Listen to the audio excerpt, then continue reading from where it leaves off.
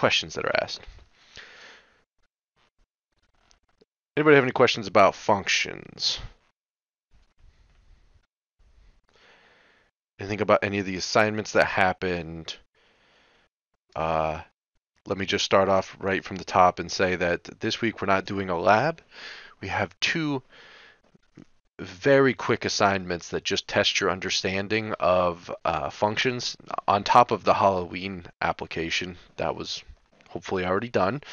Um, on top of that, that just asks you to make some function definitions just to make sure that you understand like what a function definition is and that you're getting the vocabulary is basically it.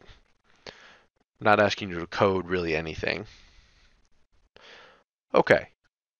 So first thing that we're going to do is let's go over that quiz that everybody took yesterday.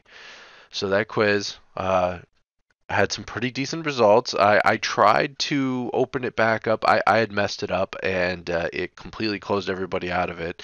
And I wanted you guys to be able to see the feedback. So as soon as we're done here today, go back in and try to look at your feedback and see if you can see what you got and why you got what you got. And if there's any questions, let me know. Learning how to do this stuff in Blackboard as we go, so there's going to be mistakes like that. Okay, the first thing that we're going to look at is question number 1. So if x is true, y is false, and z is true. Well, the first thing that we're going to do is going from left to right, true and false. What's the answer to this? False. False. Was there any short circuit evaluation there? No. No, none. So false. Question. Yep. Am I like on the wrong channel or something? Because I can't. Are you sharing your screen right now or no? Yes, you would have to click on me. Do you see the little live badge next to my name? Oh, okay. Got it. And then you should see join stream. Okay, got it. There we go. I'm good now. Thanks. All right. See, I like those easy questions, so keep those coming. No. False or x is true. So false or true, what's the result? True. True. So this whole thing is true. True and z, which is true. So true and true is true. The whole thing is true. So that is the answer. Now, again, let's go through this and let's say, was there any short circuit evaluation that happened here? No. Okay. Moving down to the next one. So now x is true, y is false, z is true.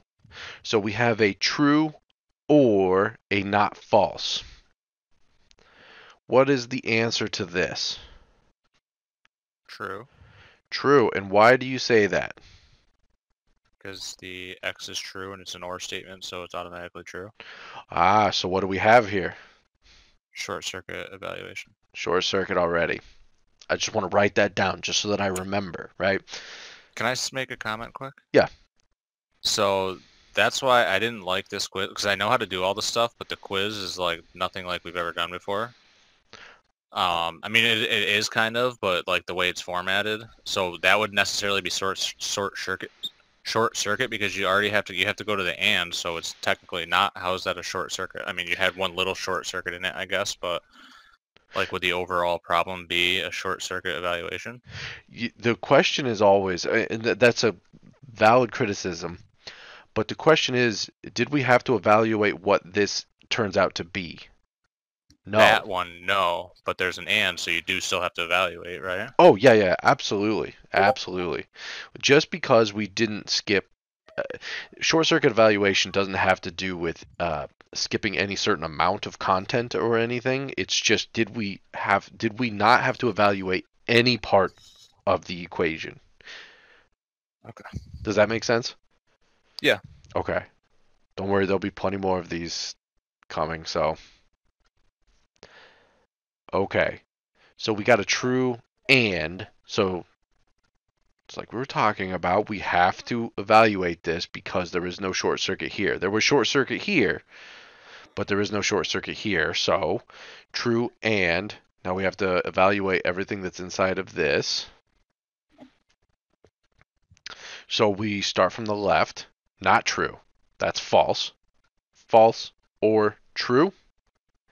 True. True. And there was no short circuit here because we had to evaluate what Z is. So that's true. So a true and a true, well, that equals a true. Any questions about that one?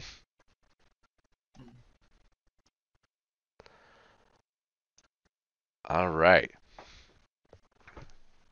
This is where things get a little bit more interesting. So if we have a true or, well, immediately we know something, right? A true or a false. Well, this whole thing evaluates to true because we short circuit it. So I'm going to write down that we short circuited here because of this or statement. Because since this is true, doesn't matter what y is. And if this was a whole expression, we would ignore the whole expression. But the computer didn't have to evaluate what y is. Just because y is a Boolean and like that's not a lot of work for the computer to do, that's irrelevant. It's still short circuit because the computer didn't have to evaluate that. Okay, so this whole thing is true. So we got a true and, so that means that a true and, we have to evaluate what's on the right side, and Z is true. So a true and a true equals a true.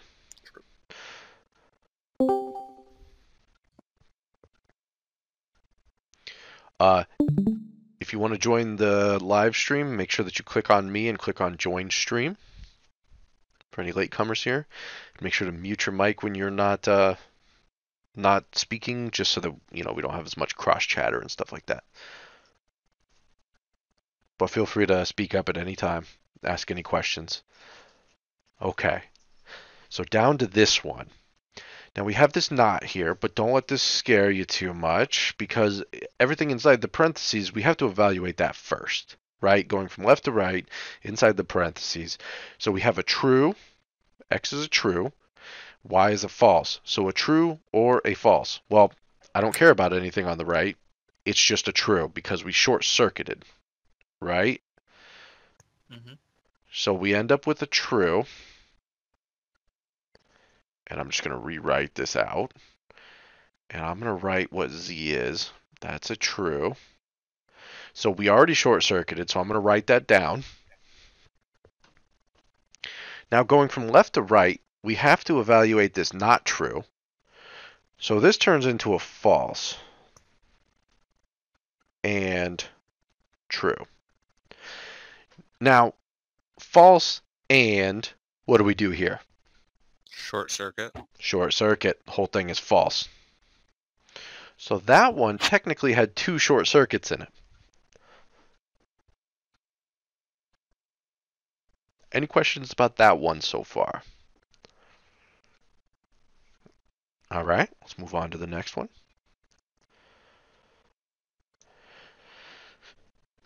So I is 10. Now we're putting some numbers in here. This is a little bit more true to form for how you'll see these going forward. So is 10 greater than or equal to J, which is 19?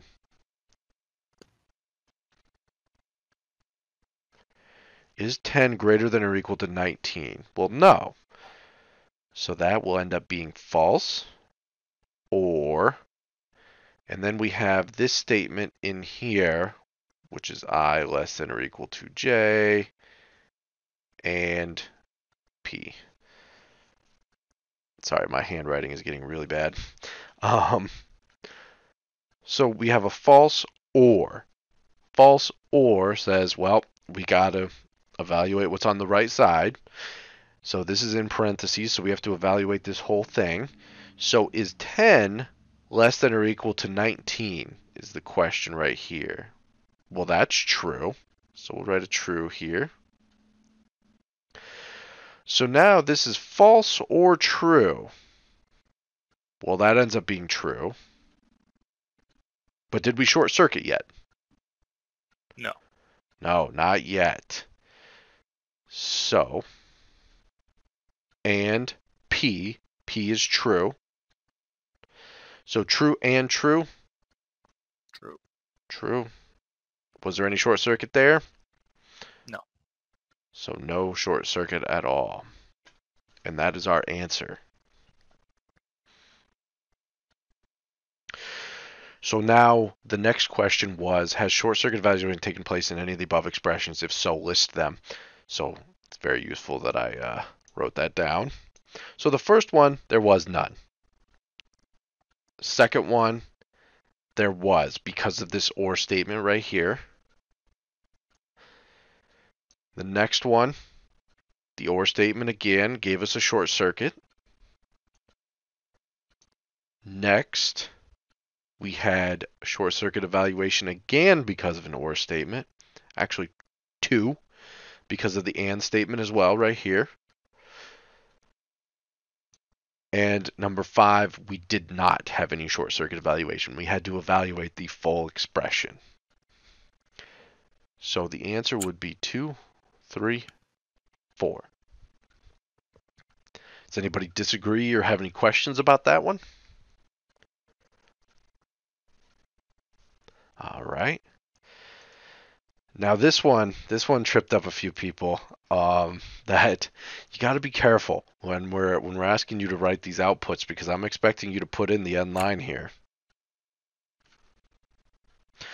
So let's not forget that. So given the values, blah, blah, blah. Okay, well, before I even look at the values, I can see that it couts madam. So let me write that out. Madam. And then we got a new line character here. So my cursor is here. So I know that my next thing that gets written on the next line. Now I is 6, J is 7. Is 6 less than 7? True. So we go in. So now we ask if 6 is greater than or equal to 11. M is 11. So is 6 greater than or equal to 11? That's false. So we don't go into this if statement. There is an else statement. So we go into the else. And inside the else, we have a cout now. So let's write that out. And there are no spaces in there. It's just the word now. No end line, no nothing. Okay. Now we get out of the else statement and we end up right here. And we write I'm.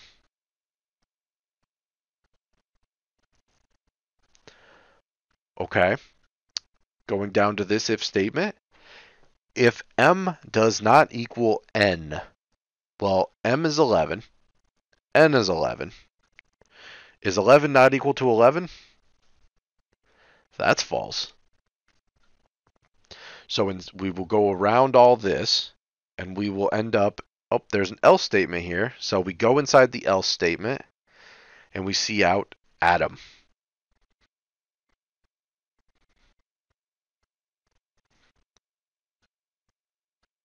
So madam, new line, now I'm Adam, all one word. Any questions about this one?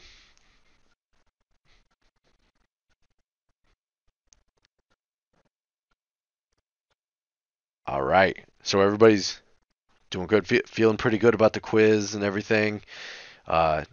Did it go okay for everybody? I mean, like the setup on Blackboard and all that stuff. Everybody had enough time to do it. I felt it was enough time. Okay, good. Because we're not going to have the test next week, but we will be having a test soon. So I don't 2 weeks maybe at the earliest, at the absolute earliest. We will be having one, and we'll be doing it the exact same format. You'll have 15 minutes. There'll be roughly 50 questions. No, I'm just kidding.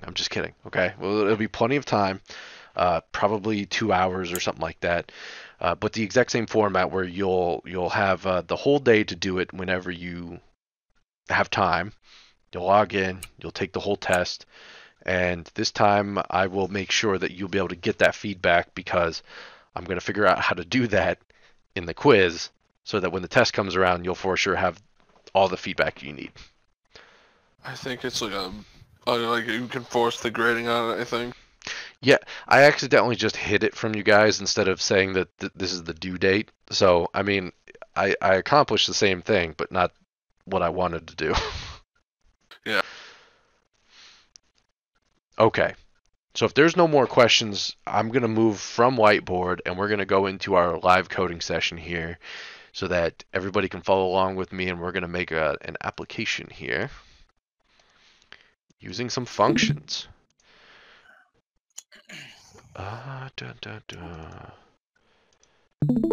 There it is. I went live again, this time sharing a different screen.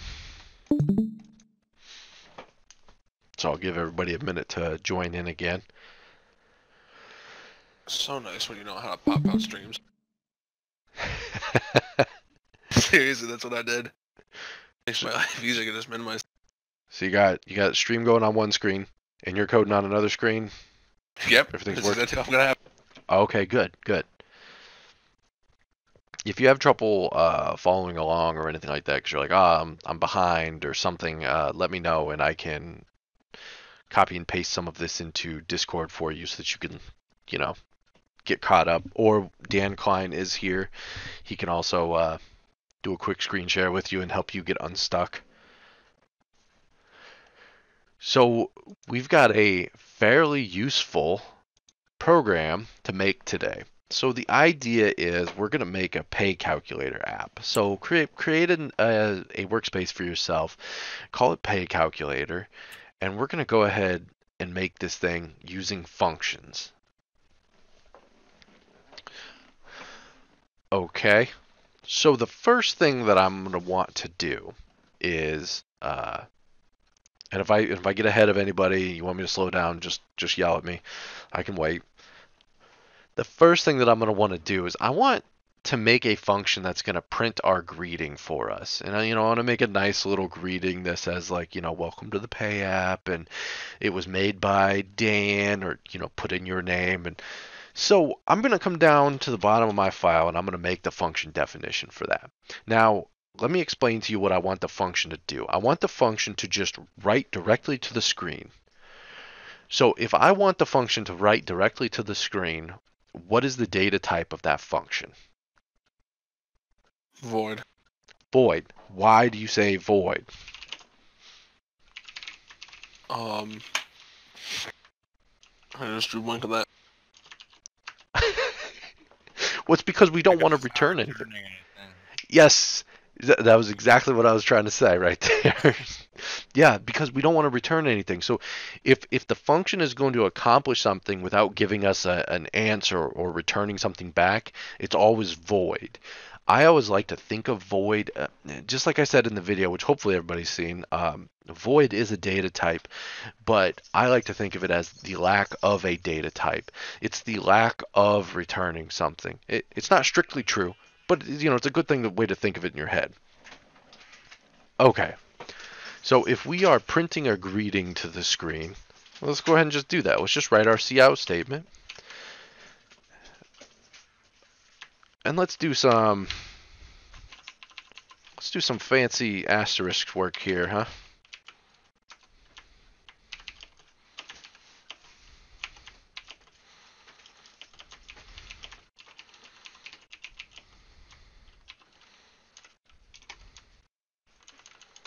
Put too many spaces there. Ah, there we go.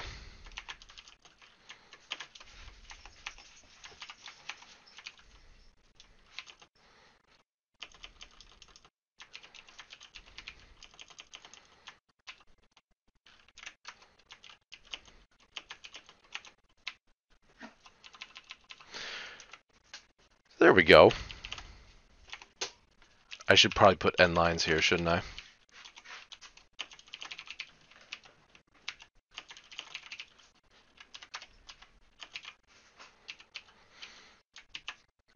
And just like that.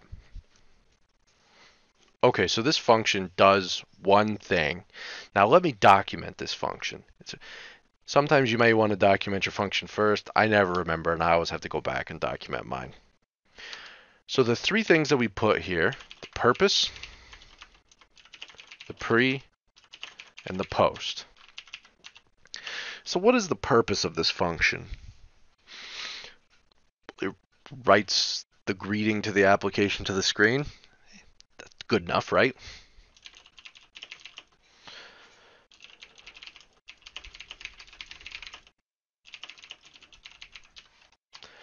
Now pre. Pre is what is something that should be true about the state of our application or what's being passed to us. What should be true about the state coming in? So what's an assumption that we're making when the user is calling this function?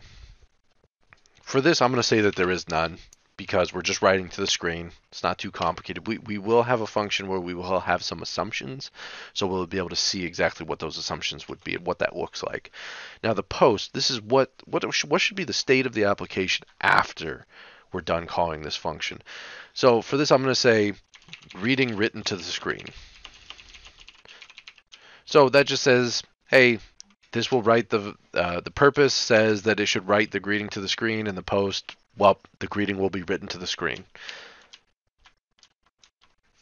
Okay. Now, remember, this is the function definition. Or, excuse me, this whole thing is the function definition. This is the function header, everything here. And if we had any parameters, they would go in here. So in order to write our function prototype, because we can't forget our function prototype, we basically just copy our header, paste it in up here where I have earmarked for function prototypes, and then we add a semicolon. Give ourselves some space, save it, and we're good. Now remember, the function prototype just makes it so that we can put our functions all at the bottom of the file instead of needing to put them before main. And I only like to mention that just because, you know, the book explains it this way, and I'm sure a few of you at least are following along in the book. So, okay. Now, if we want to actually call this function, I'm just going to come in here and do print greeting. Open and close parentheses. And we've got something that we can run now. So let's go ahead and run it, and let's just make sure that it's doing what I think it's doing. Yeah, look at that. It looks beautiful already. We're done. No. We're gonna need to ask the user. We're gonna ask them for their full name. We're gonna ask them for their pay rate and how many hours they've worked. So these are three things at least that I'm gonna need to store about the user. So I'm gonna declare my variables up here. And the first one I'm gonna use is a string. So I gotta import the string library.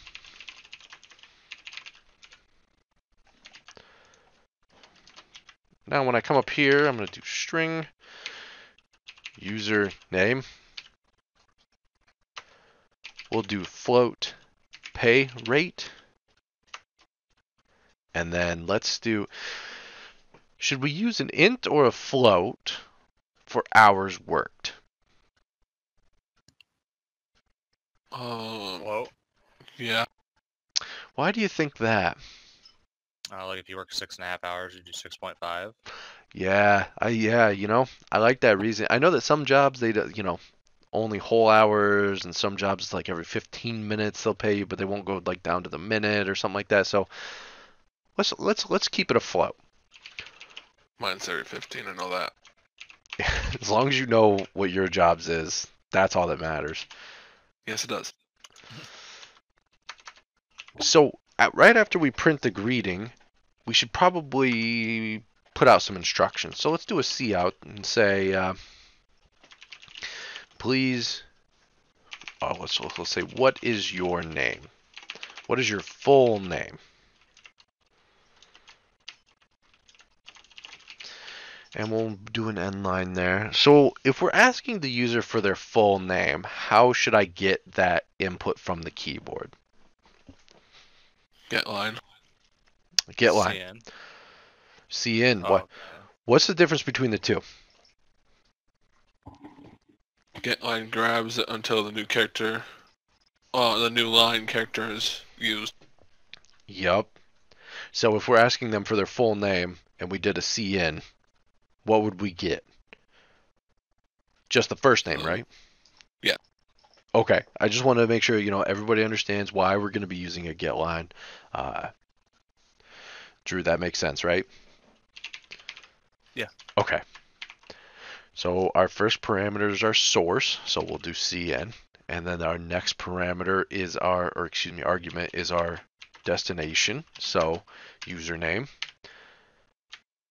Boom, done. Okay, so we ask the user for their full name, we get their full name.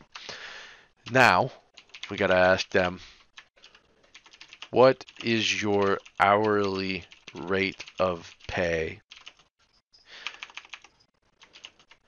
And we'll do $, like that, so that it'll look like, so that they'll know that they need to input it in dollars.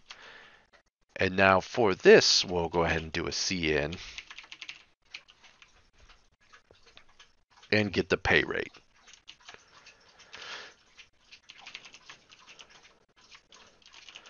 How many hours did you work?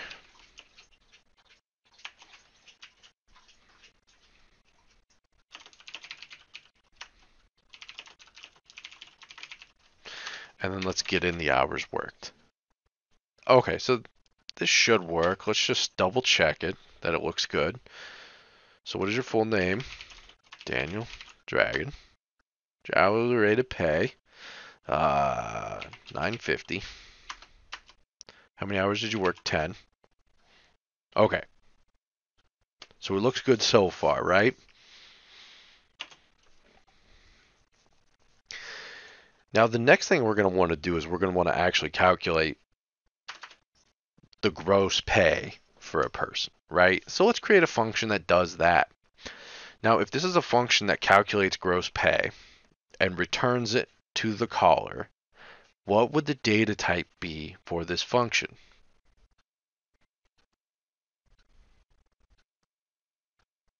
Think about it. Sorry, what was the question? I'm trying to catch up, so I didn't hear it. Oh, no problem. I can slow down too. Just yell at me. So if this function calculates the gross pay for a person, what would the data type of that function be? A float. A float. I absolutely agree with that. We could have taken double as well, but we're working with floats. Let's just keep working with floats, right?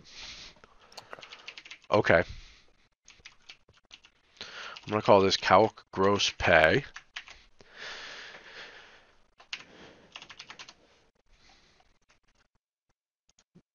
Now somebody help me out with my parameters here.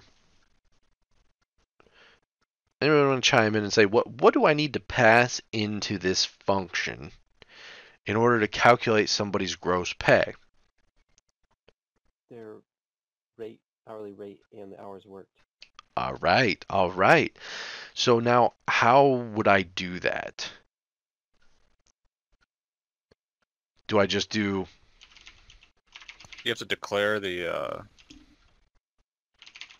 like You that it's a could do float, that, but right? you don't have to, right? And first you have to say float in front. Okay, so float in front. I like that. And the parameters can be the same as the variables declared above, but they don't have to be. Yes. And why is that? Because pass by value, was that what it was called? I can't remember. Yes, or pass by value or by copy are the two ways that I hear it said. Pass by value or pass by copy. Yes, so what actually matters is the order that we pass them in, right? So the first float that comes in will end up being pay rate, and the second float that comes in will be hours worked. Okay, I agree with all that. Somebody stop me if they're confused about any of that. It's no problem. Okay, let's declare our floats. I'm just going to call it answer here. Our answer equals our pay rate times our hours worked.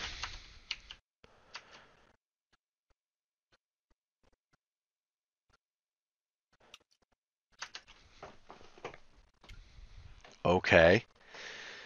Now, how do I send this back to whoever called the function and give them the answer? Return. You have to return it. Right? Return the answer. Yep. Return answer. Yep. Because if you just did a return, then it would return nothing. But it would exit the function. Okay. And you'll notice for our void function, just want to make a note of this, that your void function here, we didn't have a return. You don't need a return for a void function. As soon as it gets to the last line, it'll just exit the function automatically.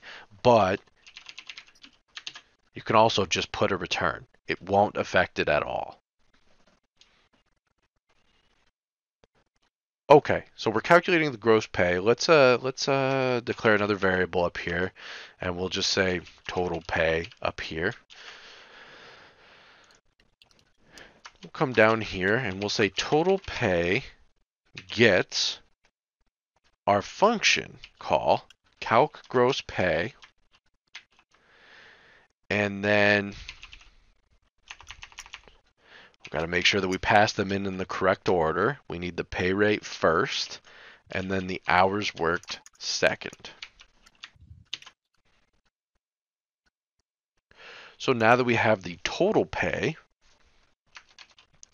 let's write out to the screen some things here. Let's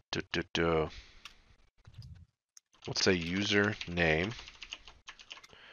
Your total pay was $, and total pay.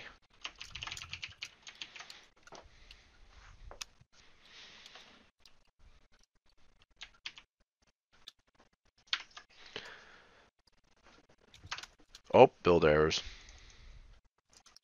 Oh. Does anybody want to help me figure out what I forgot? You forgot to put the header in at the top. That's right. The function prototype. So we take this. So that's why it's saying the identifier was not found. Well, now we're telling it, don't worry, it's there. Don't panic. Just run, please.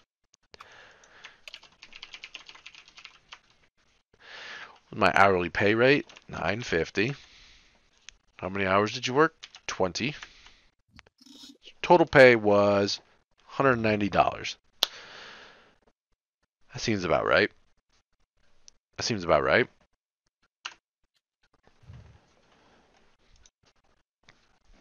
Okay, I want to change this a little bit though. Let's make one more function. Instead of just doing this as a cout here, I want to call a function called, we'll call it print result. Okay? So print result is going to take our username and our total pay, and it's going to print out our answer. So let's do that.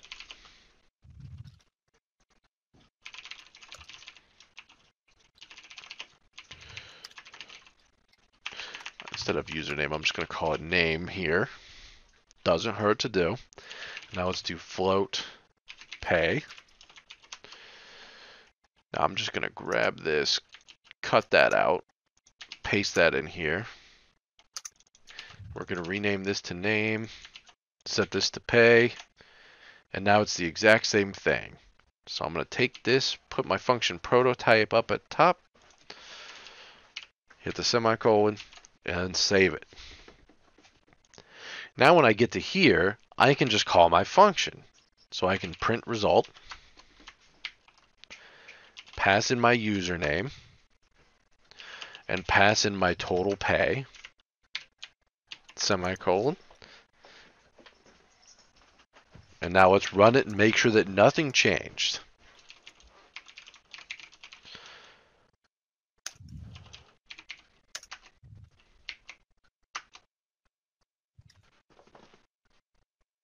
Total pay was $36.25. Okay. Looks good so far. Now, there was one issue though, right? Let's just say I typed this in and I said $10 an hour and I worked 50 hours. I worked 50 hours and I got paid $500. I think I deserve time and a half for 10 of those hours, right? We don't want to be shorted with our overtime, do we? Okay, let's complicate this a little bit then.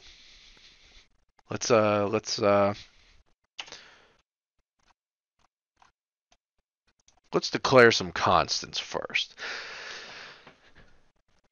How many hours do you work before you get overtime?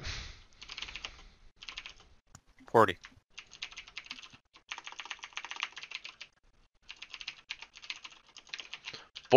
40 hours a week. Sorry, I'm just asking redundant questions now. Like, everybody knows this, right? Now, what's the usual? Let's go with usual. What's the usual pay rate increase when you work overtime? Time and a half. What should we call that?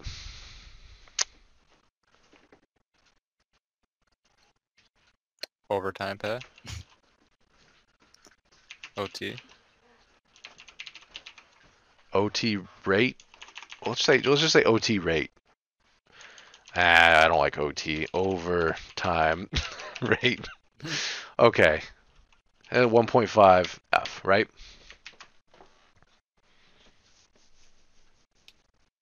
Okay, so we got our ints because these won't change. I know they do change for some jobs. You know, some jobs don't get paid overtime, so maybe these shouldn't be constants. But let's just stick with constant for now because this fits the bill for 90% plus of jobs out there.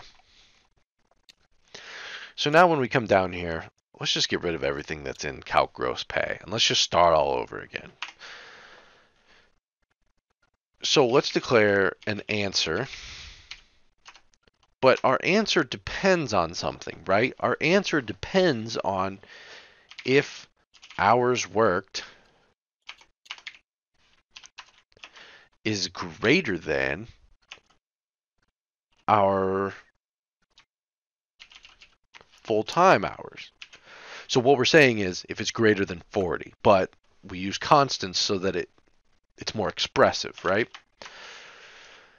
So if that's true, we do this.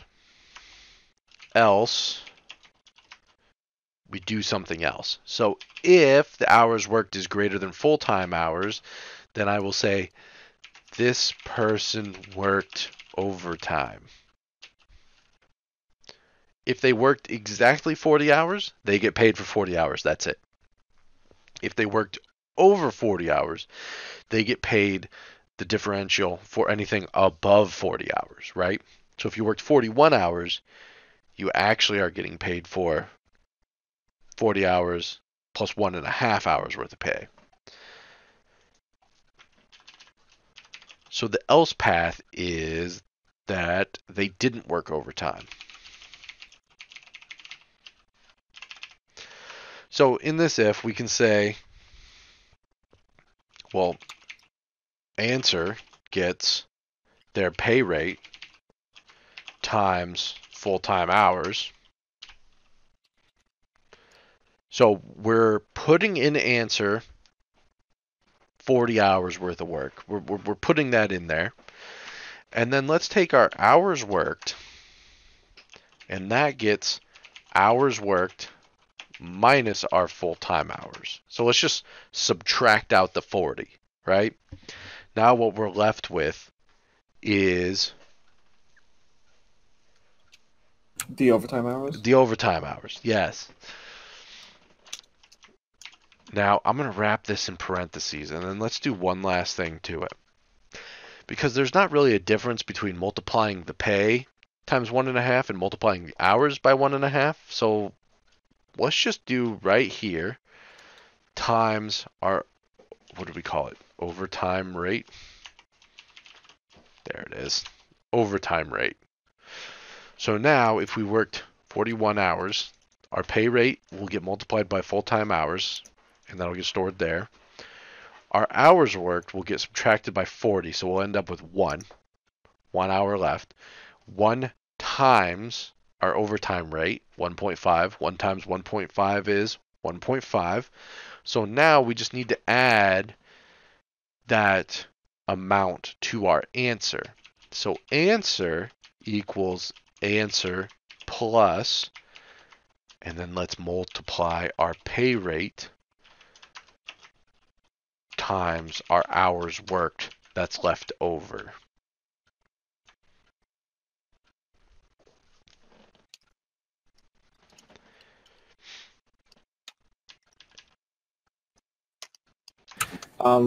What's it called? So when you're pulling in, when you're changing a variable by using a it's hard to explain what I'm trying to ask. So you see how it says hours worked equals, and then hours worked minus full-time hours? Yes. It won't like bug out and like, because you're using the same variable in the same equation. Like you're changing. So your question isn't because this is a parameter. Your question is just because this is being used in the formula that's going to be stored here. Yeah. Does it like not matter because of how steps work, or? Yeah, basically, just because of the order of operations. So the order of operations is everything to the right of the equal signs gets evaluated first. Oh, okay. So this will all get evaluated. So if this was 41, 41 would get placed here. We would subtract our 40. That math would take place. Boom. We're left with 1 for this full expression. We would multiply that whole thing by the overtime rate, which is 1.5. You're left with 1.5. 1.5 then would get stored into hours worked. So we've already used it. Okay, but so what if would the computer check the if statement again after this, or no? No. Nope. Once we're in, we're Okay. in. So that's the only reason. Because we could declare another variable and we could do all that. And you know what? If you're more comfortable doing that, absolutely you can do that. Or I can do that if you want. You let me know. No. I just want to make sure because I feel like it would be something that I would do, and then turns out it's like you have to do it anyway. Yeah. I'm pretty sure there might be a mistake in the order of things you got going there, because if you've got hours worked highlighted right now, that is a dollar amount, correct? Once that's evaluated. No, this will end up being. So my thought process with this was, sorry, confusing everybody with this, but let me try to clear it up. It doesn't matter if you multiply the hours by 1.5 or if you multiply the pay times 1.5, right? Because either way, you're getting paid the same. If you're getting paid time and a half, you can say that you're working 50% more, or you can say that you're getting paid 50% more for that time. It doesn't matter. Got it. Okay, that was confusing, but now it makes sense. Got it. Yeah. Okay. So I always think of things in complicated ways, so feel free to stop me with stuff like that. That's fine. It's what programming's cool because it's unique. Everybody's got it different. Yeah, something that's simple to me, complicated to somebody else, and like it happens every day for me. Let me tell you. Okay. So then we get down to answer, and we're just setting answer, and everybody sees here that like we're carrying over what we calculated here, and adding to it the pay rate times the hours worked, right? Yep. So our else statement here, we're going to say our answer equals, well, exactly what it was before. We're just going to do pay rate times hours worked. And then outside of our if-else block, we're just going to return the answer.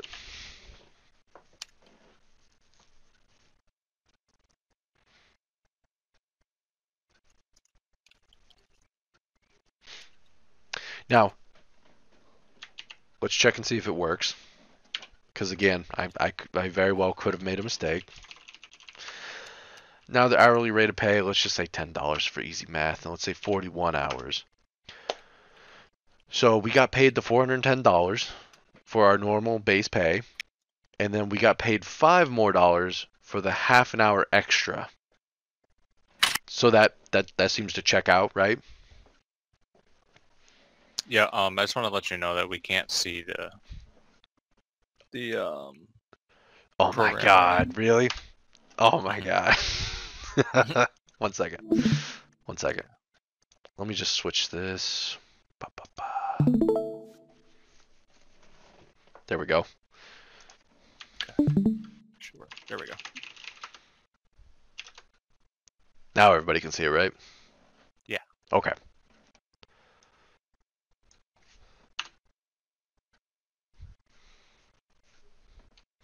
So $10 an hour, worked 41 hours. Total pay was $415. Makes a lot of sense.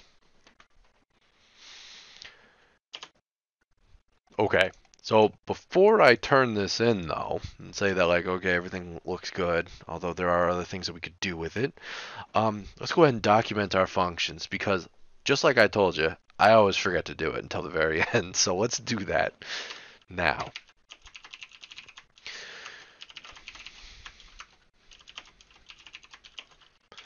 So our purpose with this calc gross pay function is to calculate gross pay taking into account any overtime.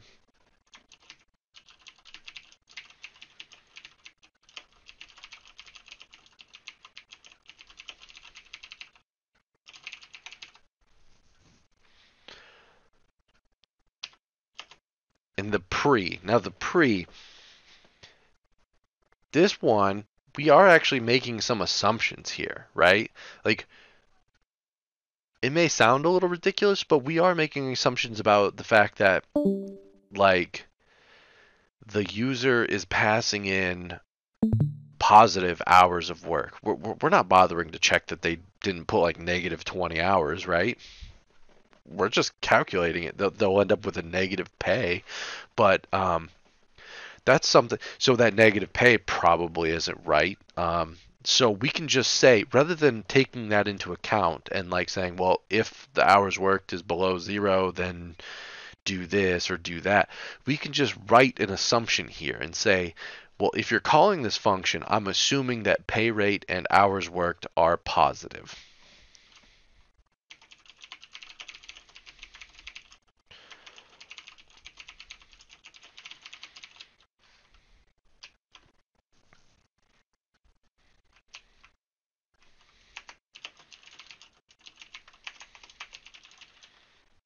Say positive and valid values. So now that we've written that assumption down, we can always say, hey, if you're calling this function improperly, that's on you. It's not on me, the one that wrote the function. It's on you. Now our post, what will be true? Wait, shouldn't we have another assumption? What's that? We're assuming that overtime is over 40 hours. Oh, that's beautiful. Yes.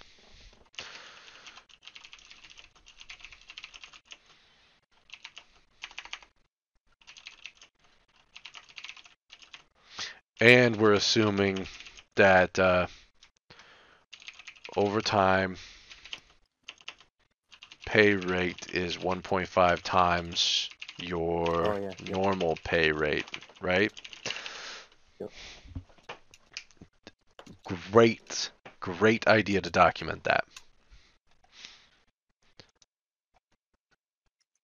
So now what's true at the end of this function? Well, what's true at the end of this function is that gross pay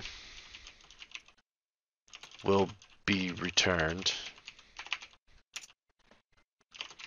based on 40-hour work week with 1.5 times pay rate for overtime.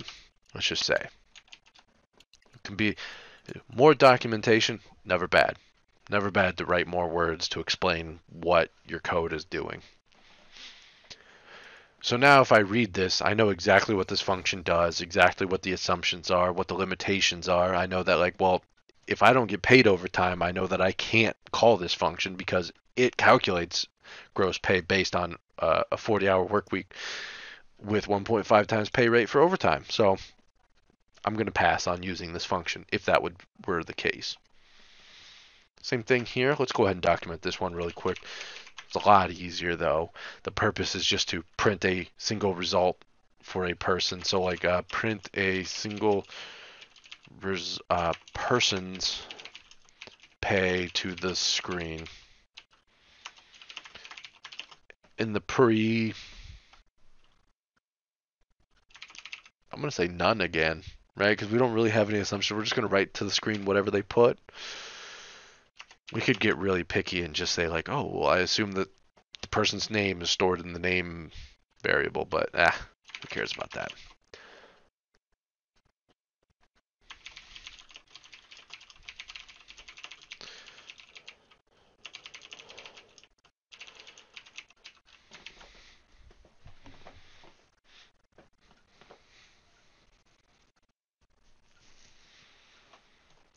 What's the one thing that we could do really quick, just to really bring this home, is to include IO manip, and let's make sure that our pay is formatted with 2 decimal places. So we'll see out fixed, show point, set precision 2. We'll just add that to the function, just so that that's one more thing that the print result can take care of, and we don't have to touch our main program at all. Now if I run this,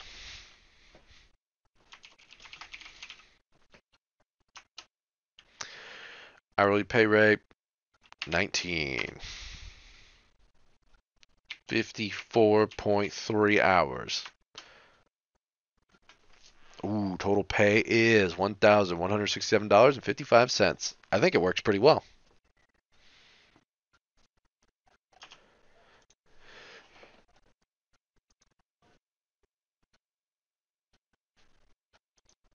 Did we have any questions on our little demo application here?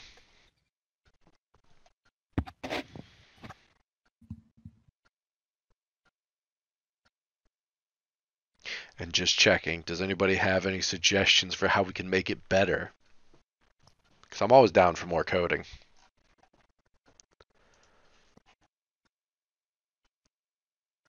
Okay. You can. Oh, sorry. No, go on. I was gonna say after your welcome screen, you can put a pause and a close to put it to a new screen by itself. Ooh, okay, so you want to... Let's throw it in the function, huh? Let the function take care of it. Okay. So you want to do a pause here. And have we ever talked about the clear command? I forget if it's CLS or if it's clear. But it was in our project. And it was wanted to be used, so I think it was CLR. Or it might have been CLS. Yeah. Yeah, CLS, I was just saying CLS. Okay. I was close. You know, don't ding me points for that. So now we just changed the way our print greeting. It's not as big of a change that like we should change our documentation, I don't think. But it is a nice little change here. So pay calculator, press any key to continue. I like that.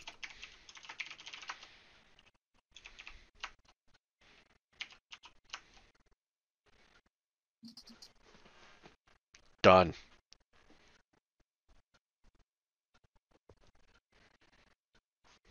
Much better. Perfect. Yeah. Excellent suggestion, as usual. Okay. This is the best live coding session.